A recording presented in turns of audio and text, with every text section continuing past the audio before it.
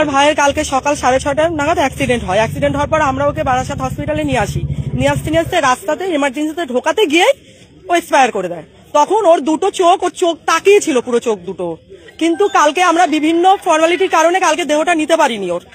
আজকে আমরা সমস্ত কিছু ঠিকঠাক করে যখন মর্গে এসছি, আমার ভাইয়ের সব জমা দিয়ে আমাদের সকাল থেকে এখানে আমাদের লোক কালকের থেকে, তখন যে কোনো যদি ওর অসুবিধা হতো তখন তো ওরা আমাদের বলতো, ওরা আমাদের সেরকম কোনো কিছু বলেনি।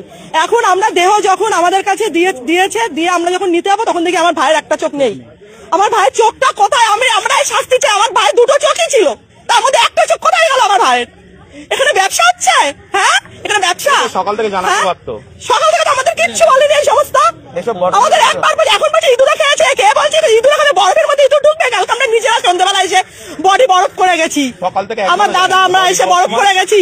সকাল থেকে একবার আমাদের জানাইনি, সকাল থেকে একবারও জানাইনি আমাদের। কি মনে করছেন? কি মনে করছেন? চোখ কোথায় গেল? তাহলে কি এখানে ব্যবসা চলছে? অবশ্যই এখানে ব্যবসা চলছে, তো এখানে ব্যবসা চলছে। যেভাবে চোখটা তুলে নেওয়া হয়েছে, তাহলে এত বড় হসপিটাল বারাসাত, ঠিক আছে, এখান থেকে যে এইভাবে ব্যবসা চলছে, সাধারণ একটা গরিব মানুষ বা সারাদিন ধরে যে এইভাবে কাল থেকে এইভাবে বডি আছে, আজকে তো সারাদিন ধরে একবারও তো জানাতে পারতো। চোখটা তুলে নিয়েছে। আপনারা যারা পরিবারের লোক আছেন বডিটা একবার দেখান, কারণ এনকোয়ারি যখন হবে বডিটা না দেখলে এনকোয়ারিটা কি করে করবে? আর বডিটার পুরো ভিসি করে রাখবে, মানে ভিডিও করে রাখবে, যাতে কেসের পক্ষে সুবিধে হয় এবং উপযুক্ত শাস্তি। হ্যাঁ, আর ক্ষতিপূরণ ডিএম এর যেটা আছে, ক্ষতিপূরণটা আমার সাথে কথা বলে নেবে কিভাবে করবে, হেলথ ডিপার্টমেন্টের সাথে কথা বলে নেবে। আর চাকরিটা আমি আমার নিজের কোথা থেকে করে নেবো, কালকের মধ্যে পৌঁছে দেবো। Thank you. আর তোমরা দেখো এই ধরনের কাজ যেন না হয়, যারা করছে তাদের চাকরিতে তাদের শাস্তি করবে। এনকোয়ারি করে দেখো, এটা ঠিক নয়। যদি অ্যাক্সিডেন্টে উড়ে গিয়ে থাকে তাহলে যে অবস্থায় এসছিল এবং সেটা তোমরা পাবে, তোমাদের দেখে নাও সিসিটিভি, ঠিক আছে? বাড়ির লোকেরা যখন কমপ্লেন করছে তখন নিশ্চয়ই এর মধ্যে কোনো সত্যতা আছে, দেখে নাও। আরে লাইটটা বন্ধ করছিস কেন? নিশ্চয়ই ঘটেছে, দেখে নাও।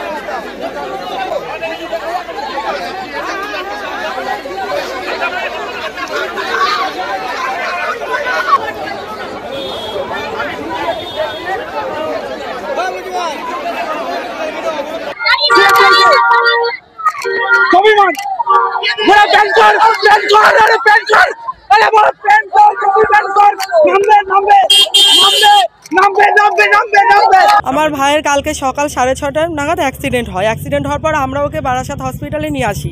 নিয়ে আসতে রাস্তাতে এমার্জেন্সিতে ঢোকাতে গিয়েই ও এক্সপায়ার করে দেয়। তখন ওর দুটো চোখ, ওর চোখ তাকিয়েছিল পুরো চোখ দুটো। কিন্তু কালকে আমরা বিভিন্ন ফর্মালিটির কারণে কালকে দেহটা নিতে পারিনি ওর। আজকে আমরা সমস্ত কিছু ঠিকঠাক করে যখন মর্গে এসছি, আমার ভাইয়ের সব জমা দিয়ে আমাদের সকাল থেকে এখানে আমাদের লোক কালকের থেকে, তখন যে কোনো যদি ওর অসুবিধা হতো তখন তো ওরা আমাদের বলতো, ওরা আমাদের সেরকম কোনো কিছু বলেনি। এখন আমরা দেহ যখন আমাদের কাছে দিয়ে আমরা যখন নিতে যাবো তখন দেখি আমার ভাইয়ের একটা চোখ নেই। আমার ভাইয়ের চোখটা কোথায়? আমরা শাস্তি চাই। আমার ভাইয়ের দুটো চোখই ছিল, তার মধ্যে একটা চোখ কোথায় গেল আমার ভাইয়ের? কোনো সিস্টেম নেই। কালকে গতকাল দুর্ঘটনায় অ্যাক্সিডেন্টে মারাতে কপালে আঘাত হয়েছে। বডি ডেলিভারি যখন দিচ্ছে, সেই বডি ডেলিভারি দেওয়ার পরে দেখছি আমরা চোখের মধ্যে ওরা লুকিয়ে তুষপাতা দিয়ে রেখে দিয়েছে। চারজন ছিলাম তো, দুই দাদাকে আমি বললাম যে ওর তখন পুরো চোখে কিছু ছিল না, চোখটা এমনিই ছিল। তো আমি বললাম যে চোখটা মনে হচ্ছে তুলে নেওয়া হয়েছে। তখন বলছে কি বলবো বলো, কালকে আমি যে কালকে চোখটা ছিল, বলছে হ্যাঁ ছিল। আমি চোখটা তো বলে আপনারা প্রতিবাদ করুন, চোখটা কি হলো? তখন বলছে আমরা কি বলবো? আমি না দাদা, বডি এখান থেকে সরানো যাবে না, চোখটা কোথাও ওদের প্রশ্ন করুন। কারণ আমি বলছি যে মানে যারা স্যাররা রয়েছেন তারা নিজেরাই বলাবলি করছেন পাশ দিয়ে যে চোখটা তুলে নেওয়া হয়েছে। যেভাবে চোখটা তুলে নেওয়া হয়েছে, তাহলে এত বড় হসপিটাল বারাসাত, ঠিক আছে, এখান থেকে যে এইভাবে ব্যবসা চলছে, সাধারণ একটা গরিব মানুষ বা সারাদিন ধরে যে এইভাবে কাল থেকে এইভাবে বডি আছে, আজকে তো সারাদিন ধরে একবারও তো জানাতে পারতো। হাসপাতাল কর্তৃপক্ষের সঙ্গে এই বিষয়ে কোনো কথা হয়েছে? না, কোনো কথা হয়নি। তারা কি পাশে দাঁড়াচ্ছেন আপনার? না, কোনো দাঁড়ায়নি। তো এটা তো জানানো উচিত, বাড়ির লোককে তো জানানো উচিত ছিল। একবার তো জানানো উচিত ছিল। ঘটনা আমাদের অ্যাক্সিডেন্ট হয়েছিল, আমরা নিয়ে এসেছি হসপিটালে, ভর্তি করেছি। তখন কালকে ভর্তি করেছি, মা মারা গেছে। ওর মাকে দু চোখ ধরে দেখেছে আমার দিদিকে, দেখার পরে তারপরে এখানে নিয়ে এসে মর্গেটে 3 ঘন্টা এমার্জেন্সিতে রেখেছে। রাখার পরে মর্গেটে নিয়ে এসছে। আজকে পোস্টমর্টম রিপোর্ট বের করেছে, আমরা দেখছি আর একটা চোখ নেই। কি মনে করছেন আপনারা? চোখটা তুলে নিয়েছে। এখন এই মুহূর্তে কাকে জানাবো আমরা নিজেরাই ভেবে পাচ্ছি না। আমরা ওই জন্য মর্গের সামনে ধর্নায় সবাই বসেছি। আমাদের দাবি পেশেন্টের চোখ যে অবস্থায় ছিল আমরা সেই অবস্থায় দেখতে চাই। আর মেন কথা হচ্ছে ওই অর্গানটা, চোখটা গেল কোথায়, কি করে সম্ভব? ওরা বলছেন যে চোখটা নিয়ে গেছে ইঁদুরে, কিন্তু আমরা আপাতত দৃষ্টিতে দেখে মনে হচ্ছে যে চোখটা যদি ইঁদুরেই নিয়ে যায়, ইঁদুর তার আচরণের কোনো চিহ্ন বা কোনো সিমটমস রেখে যাবে, কিন্তু মনে হচ্ছে যেন ওর চোখটা আলতোভাবেই তুলে নেওয়া হয়েছে। টোটাল এনকোয়ারি অর্ডার দিলাম এবং 2 হচ্ছে তার বিরুদ্ধে অ্যাকশন নেওয়া হবে, সিসিটিভি ফুটেজে দেখা হবে এবং যে পরিবারে এই ঘটনা ঘটেছে তাদেরকে প্রয়োজনীয় পদক্ষেপ দেওয়া হবে।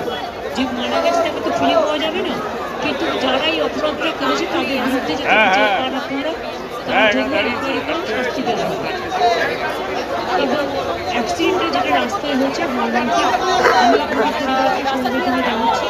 তার মাত্র 35 বছর বয়স, এই এত কম বয়সে তার বাড়ি থেকে কেউ আছে কাজ করা মতো? তার বউকে কাজ করতে পারবে?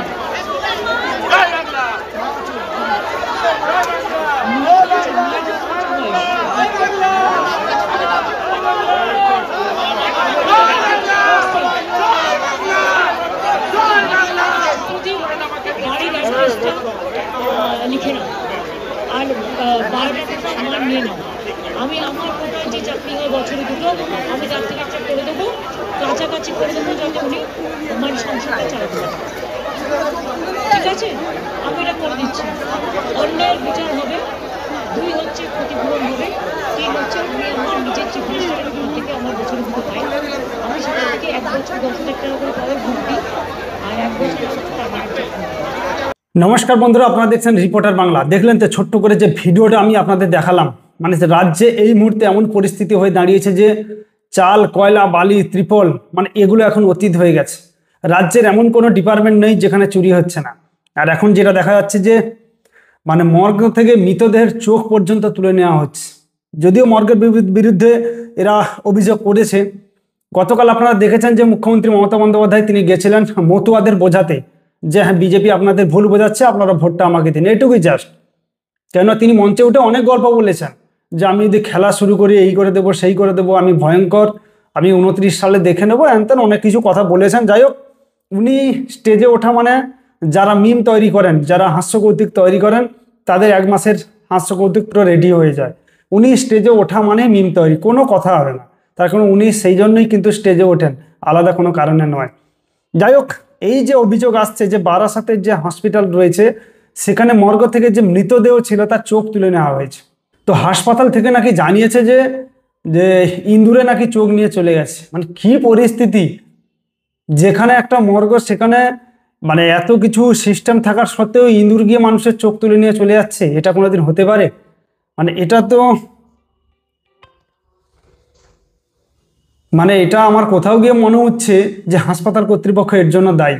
তো সেটা কিন্তু মমতা বন্দ্যোপাধ্যায় যখন ওই রাস্তা দিয়ে ফিরছিলেন সেখানে কিন্তু মানুষজন ভিড় করে, যাদের পরিবারের এই অঘটনটা ঘটেছে তাদের সাথে প্রচুর মানুষ ছিল, তারা কিন্তু ঘিরে ধরে। কিন্তু মুখ্যমন্ত্রী মমতা বন্দ্যোপাধ্যায় তিনি কি বললেন যে ঠিক আছে পরিবারে একজনকে চাকরি দেওয়ার আশ্বাস করছি। মানে এই মুহূর্তে রাজ্যের এমনই কন্ডিশন হয়ে গেছে যে চাকরি পেতে হলে বাড়ির কাউকে মরতে হবে।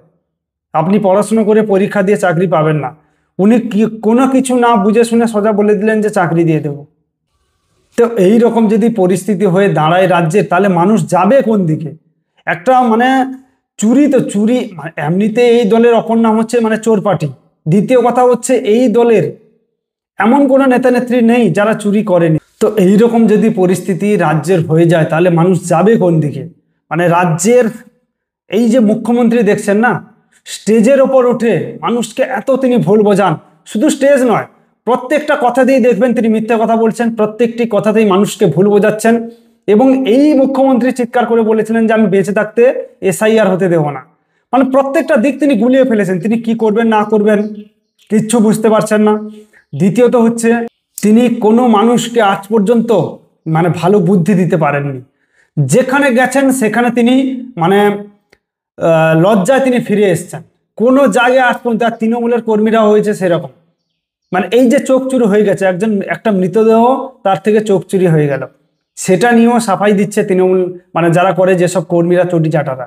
মানে বুঝতে পারছেন তো, এই রাজ্যে এখনো পর্যন্ত এই যে বলেন না মানুষ যে হিন্দু হয়তো বুঝবে, হিন্দু কিচ্ছু বুঝবে না। হিন্দুরা এখন এই মুহূর্তে এমনই হয়ে গেছেন, ওরা এখন চটি চাটতে ব্যস্ত হয়ে গেছে। যদিও এই মুহূর্তে অনেকটা সলভ হয়ে গেছে, প্রায় চলে এসছে, আর কিছুটা আছে, খুব শীঘ্রই আসবে তারা। তো এটাই দেখানো ছিল যে মুখ্যমন্ত্রী যখন ফিরছেন তাই সেখানে বিক্ষোভ দেখালেন, তিনি রেগেও গেলেন।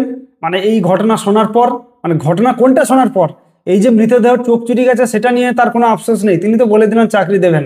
তার গাড়ি ঘিরে যে এই বিক্ষোভ হচ্ছে, একটা মিডিয়া দেখছে লোকে, তাহলে লোকে কি ভাবছে যে মানুষ তাহলে বুঝতে শিখে গেছে মুখ্যমন্ত্রী গাড়ি ঘিরে বিক্ষোভ করছে। তো এগুলোই তার খারাপ লেগেছে। যাই হোক, সবাইকে অনুরোধ করব যে আপনারা অবশ্যই কমেন্ট করে আপনাদের মন্তব্য দেবেন। সবাই ভালো থাকবেন, সুস্থ থাকবেন।